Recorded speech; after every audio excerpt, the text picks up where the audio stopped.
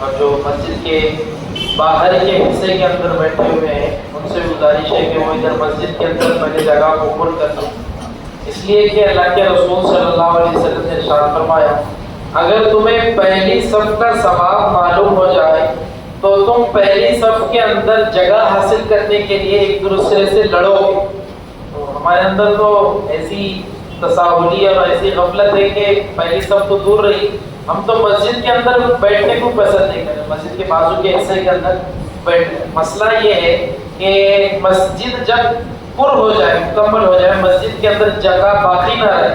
تو اس کے بعد جو مسجد کے بازو کا حصہ ہے، پھر اس کے بازو کا حصہ ہے، اس وقت میں وہ مسجد کا ہو گیا۔ لیکن یہاں پر لوگ مکمل نہیں ہیں تو وہ مسجد کا ثواب حاصل نہیں۔ اگر آپ وہاں پر بیٹھ کر بیان سنتے ہیں تو ایک سننا تو ہو جائے گا، لیکن جو ثواب اور جو اس سے ہمیں سبق لینا ہے اس طرح کا سبق ہم نہیں لے سکتے۔ بسم اللہ الرحمن الرحیم، الحمدللہ رب العالمین والعاقبۃ للمتقین والصلاۃ والسلام علی سید الانبیاء والمرسلین وعلی آلہ واصحابہ اجمعین، اما بعد فاعوذ باللہ من الشیطان الرجیم، بسم اللہ الرحمن الرحیم، وما ارسلناک الا رحمۃ للعالمین، صدق اللہ العظیم۔ وقال النبی المحترم صلی اللہ علیہ وسلم لا يؤمن احدكم حتى اكون احب اليه من والده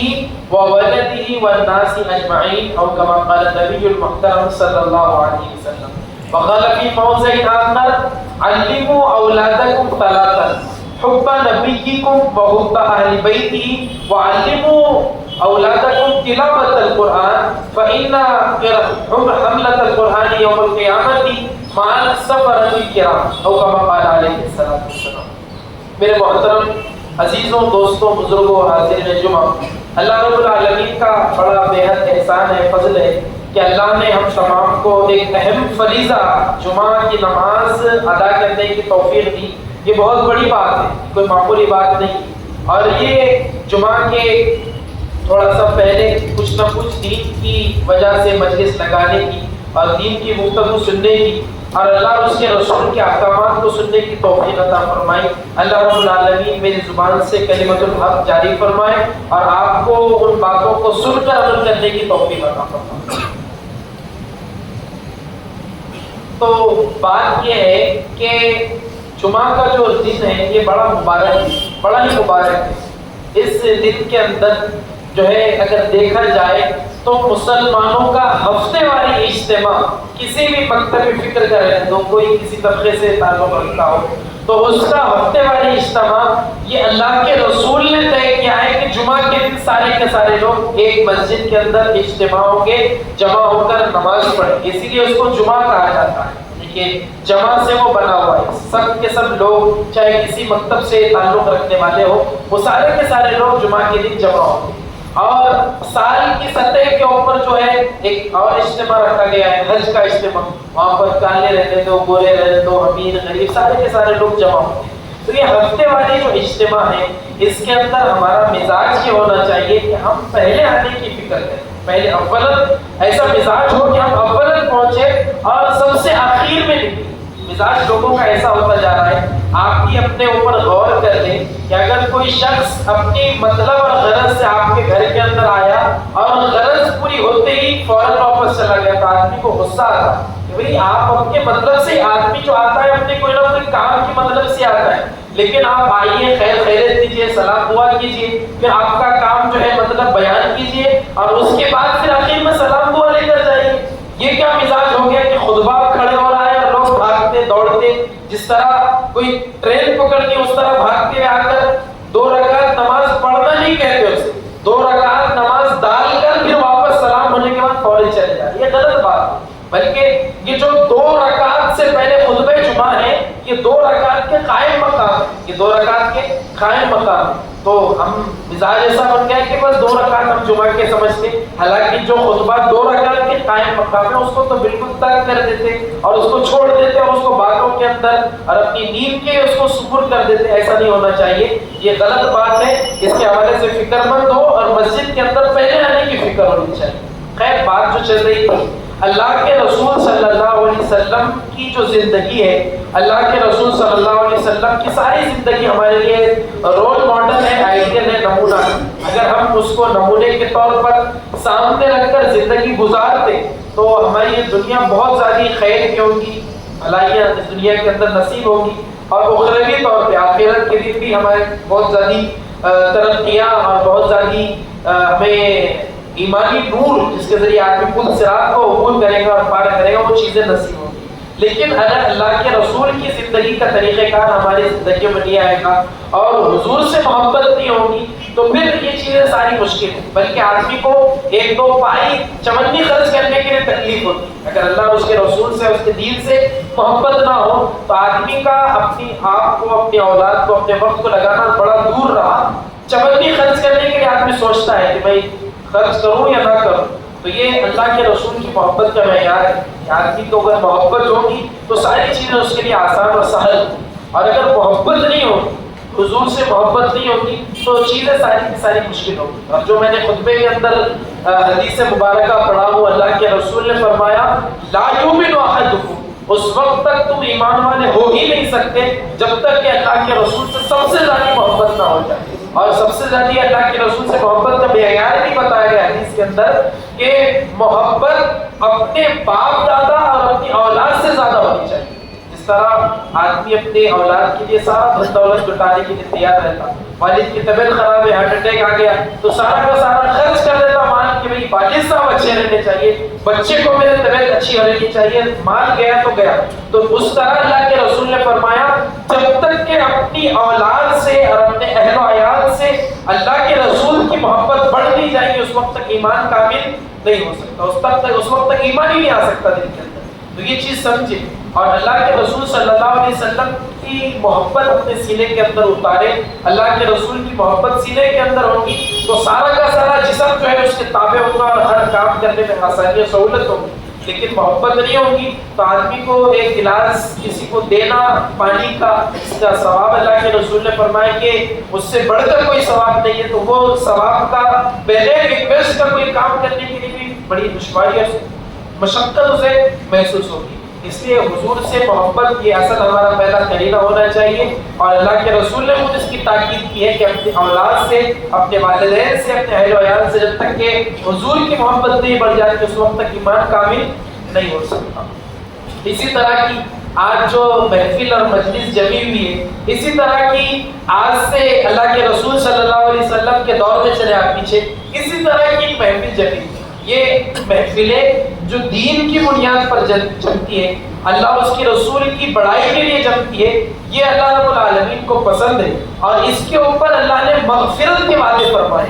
اسی مجلس ایک تھی جو اللہ کے رسول صلی اللہ علیہ وسلم کے دور کے اندر جمی۔ اللہ کے رسول صلی اللہ علیہ وسلم اپنے حجرے کے اندر آرام فرمائے۔ توجہ چاہے نسائی شریف کی میں آپ کو روایت سنا رہا ہوں، امام مسلم نے بھی الگ الفاظ سے اس کو نقل کیا ہے۔ نسائی کے میں الفاظ سناتا ہوں، اللہ کے رسول حجرے کے اندر آرام کر رہے اور صحابہ کرام مسجد کے اندر جو ہے اللہ کا ذکر کر رہے ہیں، اللہ کی تعریف کر رہے ہیں، اور اللہ نے جو احسان کیا اس کی جو ہے شکر گزاری کر رہے ہیں۔ اچانک اللہ کے رسول حجرے سے نکلے، باہر آئے، اور باہر آ کر صحابہ کرام بیٹھے ہوئے تھے، سوال کیا ما اجلسکم، کہ اے صحابہ تمہیں کون سی چیز نے اس جگہ پر ہے کہ مسجد نبوی میں کون سی چیز نے بچھایا، کون سی چیز نے تمہیں بٹھایا؟ اگر ہماری زبان میں اگر کہا جائے، اس کا ترجمہ کیا جائے کہ ما اجلسکم، کہ تم یہ جلسہ کیسا کر رہے ہو، یہ پروگرام اور یہ محفل کیسے سجی ہوئی ہے؟ صحابہ کرام نے کہا، اللہ کے رسول سے ارشاد فرمایا نذکر اللہ، اے اللہ کے رسول ہم اللہ کا ذکر کر رہے ہیں، ونحمدہ، اور اللہ کی تعریف اور بڑائی بیان کر رہے ہیں، علامہ ہدانا لہذا، جس وجہ سے اللہ نے ہمیں ہدایت بخش کے ہمیں ایمان کی دولت کے، اس وجہ سے ہم اللہ کی تعریف و توصیف کے لیے یہاں پر بیٹھے ہوئے ہیں۔ وہ منن علینا بکا، اور ہمارے اوپر جو آپ کا احسان ہے، یعنی کہ اللہ کے رسول بطور احسان کے اللہ رب العالمین نے ہمارے درمیان مبعوث فرمائے ہیں، یہ احسان کا ہم تذکرہ کرتے ہوئے بیٹھے۔ تو اللہ کے رسول یہ جواب سن کر ایک ایسا جواب سوال کیا صحابہ سے کہ آپ دنگ رہ جائیں گے۔ اللہ کے رسول نے فرمایا کیا اس بات پر قسم کھا سکتے ہو؟ کیا اس بات پر، یعنی کہ ایسا ہو جائے کہ میں آپ کو پوچھوں کہ بھئی آپ حضرات مسجد میں کس لیے آئے؟ تو آپ کہیں گے کہ بھائی ہم جمعہ کے لیے آئے ہیں، بیان چلتا، بیان سنیں گے، جمعہ سے فارغ ہوں گے، ہم چلے جائیں گے، ہم جمعہ پڑھنے کے لیے، ثواب کمانے کے لیے آئے ہیں۔ تو میں آپ سے یہ پوچھوں، کیا قسم کھا کر کہہ سکتے ہو کہ جمعہ کی نماز کے لیے آپ آئے ہو؟ تو یہ تو بات یعنی کہ مذہب کے خلاف ہے۔ لیکن اگر کوئی آدمی خیر کے کام کے لیے آتا ہے تو اس کو سوال اور قسم کھا کر پوچھنے کی ضرورت نہیں۔ لیکن اللہ کے رسول نے قسم کھائی، کیا تم قسم کھا سکتے ہو کہ تم مسجد کے اندر اللہ کی تعریف بیان کرنے کے لیے اور اللہ کا شکریہ ادا کرنے کے لیے آئے ہو؟ تو صحابہ نے قسم اٹھائی، اللہ کے رسول نے قسم لی، اور اس کے بعد اللہ کے رسول نے جو بات کہی وہ ایسی عظیم بات ہے میرے عزیزوں، جس کے اگر ہم دل کے کانوں سے سنیں گے تو دل کے اندر اور کلیجے کے اندر بڑی ٹھنڈ پڑے۔ اللہ کے رسول نے فرمایا کہ جاءنی جبرائیل، قسم دے دی صحابہ نے، اللہ کے رسول نے فرمایا جاءنی جبرائیل علیہ السلام، میرے پاس حضرت جبرائیل آئے، فاخبرنی، اور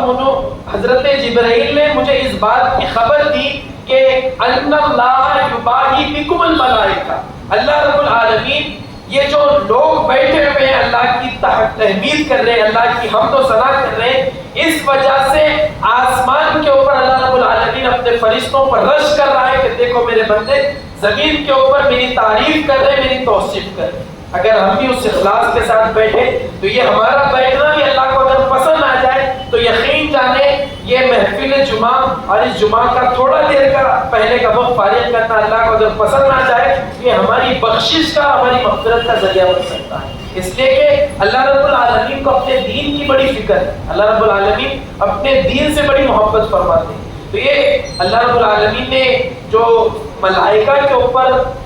صحابہ کو ترجیح دی ہے تو مفسرین محدثین نے لکھا ہے کہ یہ اس وجہ سے دی ہے کہ وہ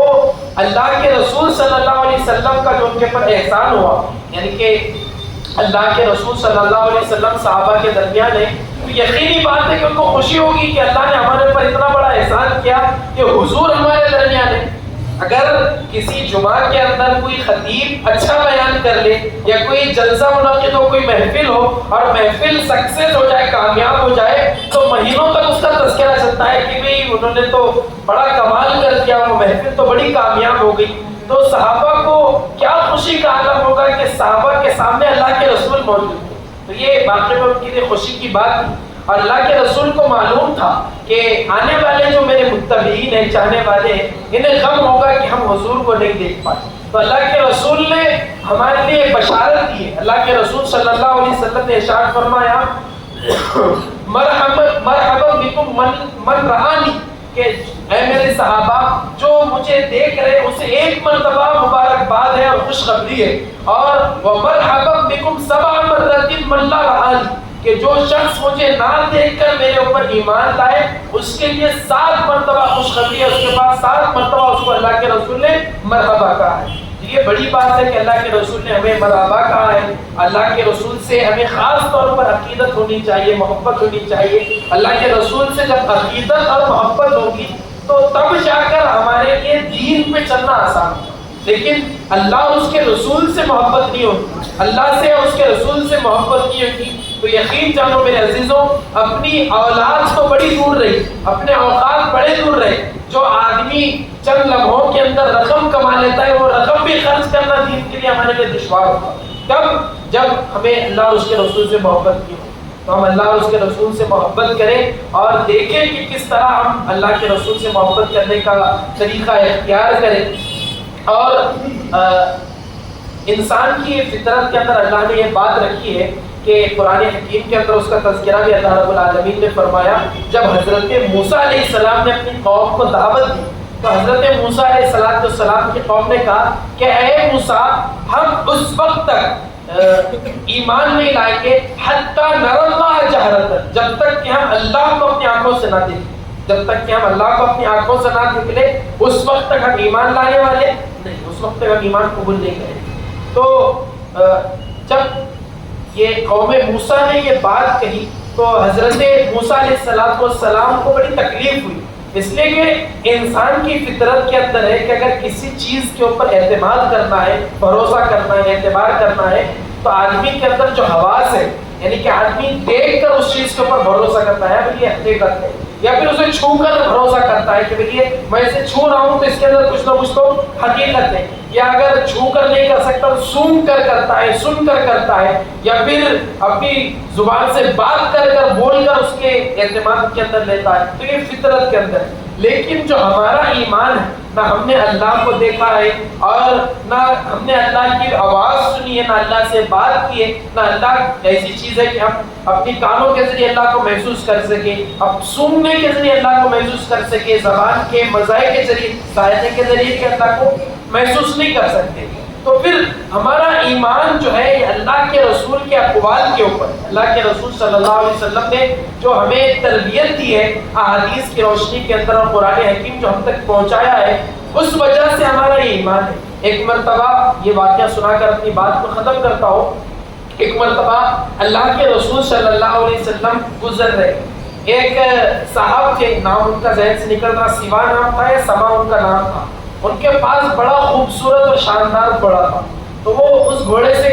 سواری کر رہے تھے۔ اللہ کے رسول نے روکا اور کہنے لگے، اللہ کے رسول کو بڑا پسند آیا گھوڑا۔ اللہ کے رسول نے کہا کیا تم گھوڑا بیچ سکتے ہو؟ وہ صاحب نے کہا کہ اللہ کے رسول میں بیچنے کے لیے تیار ہوں۔ وہ اللہ کے رسول کو نہیں پہچانتا تھا، میں بیچنے کے لیے تیار ہوں۔ اللہ کے رسول نے ان سے معاہدہ کیا، بات طے کی کہ اتنی رقم کے اندر میں گھوڑا خرید کر لے جاؤں۔ بات طے ہو جانے کے بعد اللہ کے رسول رقم لانے کے لیے گھر پر گئے۔ اتنی دیر کے اندر کوئی آئے اور کہنے لگے کہ یہ مسلمانوں کے نبی تم سے کیا بات کر رہے تھے اتنی دیر سے؟ تو وہ صاحب نے کہا کہ وہ ہمارا گھوڑے کا سودا چل رہا تھا، یہ جانور کا، یہ سودا طے ہو گیا ہے۔ تو ان صاحب نے کہا کہ میں مسلمانوں کے نبی سے بڑھ کر تمہیں رقم دینے کے لیے تیار ہوں، میں مسلمانوں کے نبی سے رقم بڑھ کر دینے کے لیے تیار ہوں، تم مجھے بھیج دو۔ تو انہوں نے کہا کہ میں یہ نہیں بھیج سکتا، میں نے ان سے عہد کر لیا ہے، وعدہ کر لیا ہے۔ انہوں نے کہا کہ وعدہ توڑ دو، مکر جانا۔ جب اللہ کے رسول واپس آئے تو اس نے انکار کر دیا کہ میں گھوڑا تمہیں نہیں بیچتا، میرا تم سے کوئی وعدہ نہیں ہے۔ تو لوگ جمع ہو گئے، اللہ کے رسول نے کہا کہ ہمارا وعدہ ہوا، میں رقم لانے کے لیے گیا تھا، آپ تو مکر رہے ہو۔ تو سارے کے سارے صحابہ لوگ بہت سے جمع ہو گئے۔ اللہ کے رسول کی جو شخصیت تھی، اللہ کے رسول کی جو ذات تھی، تو سارے لوگوں کو معلوم تھا کہ یہ امین ہے اور صادق ہے۔ تو اس شخص کو معلوم ہے کہ یہ مسلمانوں کے نبی ہے اور یہ سچے ہیں اور یہ صادق ہیں، اور حقیقت میں بھی یہ سچے ہیں کہ انہوں نے مجھ سے سودا کر لیا ہے، اس لیے کہ شریعت کا حکم ہے کہ سودا ہو جانے کے بعد آدمی مکر نہیں سکتا۔ سودا ہو جانے کے بعد آدمی اپنی تجارت کی جو طے ہوئی ہے بات، اس سے ڈیل سے پیچھے نہیں ہٹ سکتا۔ جب یہ بات چلی تو سارے کے سارے لوگ جمع ہو گئے، اس کو خدشہ ہوا کہ لوگ مجھے تکلیف پہنچائیں گے، اور اس نے اب چاہا کہ اب میں کس طرح اس معاملے سے بچ جاؤں، اور اگر میں لوگوں سے پوچھوں گا کہ بھائی یہ اللہ کے جو مسلمانوں کے نبی ہے اس کے بارے میں، تو سارے کے سارے گواہی دیں گے کہ یہ مسلمانوں کے نبی ہے، کہ سچے ہیں، امانت دار ہے، دیانت دار ہے۔ تو اس نے اللہ کے نبی سے ہی پوچھا، اے مسلمانوں کے نبی، اگر ایسا معاملہ ہو جائے تو تمہاری شریعت کے اندر اور تمہارے نظریے کے اندر اس کا کیا حل ہے اور اس کا کیا فیصلہ ہے؟ اللہ کے رسول نے فرمایا کہ اگر ایسا کوئی معاملہ پیش آ جائے تو اس کا حل یہ ہے کہ جو شخص دعویٰ کر رہا ہے وہ گواہ پیش کرے، اور جو انکار کر رہا ہے وہ قسم کھائے۔ اگر گواہ پیش نہ کر سکے تو جو انکار کرنے والا ہے وہ قسم کھائے۔ تو اس کے دل کے اندر تھوڑا سا سکون آیا کہ اب یہ تو گواہ پیش نہیں کر سکے، یہ کوئی گواہ چاہیے اللہ کے رسول کے ساتھ اس وقت میں، تو اب میں چونکہ قسم سے تو مکر گیا ہوں، اب قسم کھانا تو میرے لیے بڑی آسان بات ہے، تو انکار کر دوں گا، قسم کھا لوں گا کہ میرا سودا نہیں ہوا۔ تو جب بات یہ آئی تو حضرت خزیمہ بن ثابت رضی اللہ تعالیٰ عنہ کھڑے ہوئے اور کہنے لگے کہ اللہ کے رسول میں گواہی دیتا ہوں کہ آپ نے جس رقم کے اوپر گھوڑا خریدا میں اس کا گواہ ہوں، یہ گھوڑا آپ کا ہے اور یہ رقم اس کو دے دیجیے۔ اللہ کے رسول نے رقم اسے دے دی، اور اللہ کے رسول جب رقم دے دی تو گواہ سامنے آ گیا تھا، اس کو معلوم بھی تھا کہ یہ سچا ہے، یہ نبی جو ہے مسلمانوں کے نبی سچے ہیں، تو اس نے بھی فوری معاملہ حل ہوتی فوری اس کو نکل گیا۔ نکلتے حضرت خزیمہ کو اللہ کے رسول نے بلایا اور پوچھا کہ خزیمہ تم تو موجود نہیں تھے، تم نے کس طرح گواہی دی؟ تم تو اس جگہ پر موجود تھے نہیں، تو تم نے کس طرح گواہی دی؟ تو حضرت خزیمہ نے جو بات کہی ہے تو اس بات کے اوپر ہمیں آنا ہے اور اس طرح کا ایمان ہمیں اپنے دلوں کے اندر لانا ہے۔ حضرت خزیمہ بن ثابت نے ارشاد فرمایا، اے اللہ کے رسول، جب ہم نے اللہ کو نہیں دیکھا تو آپ کی گواہی کے اوپر ہمیں ایمان لے آئے، تو